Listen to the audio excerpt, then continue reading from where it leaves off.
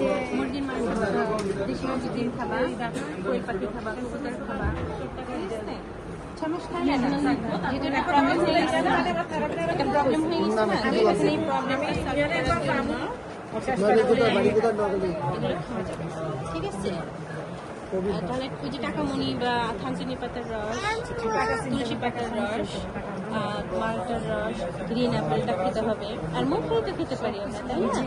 মুখে খাবো। আর তেঁতুল হচ্ছে কামরাঙ্গা ফলের ভিতরে, আর সবজির ভিতরে যে কচু, মুখি, কচু জাতীয় কোনো জিনিস খাবো না, যাবতীয় সবজি খাবো। আর পেঁপে, গাজর পেঁপে, পাকা পেঁপে থেকে পেঁপের রস খেলে ওই যে কোষ্ঠকাঠিন্যতা হবে না, কেমন? অনেকগুলো টাকা। আর যেহেতু আধা কাঁচা পেঁপে কিন্তু আমরা কাঁচা খেতে পারি, সালাদ খেতে পারি, ঠিক আছে?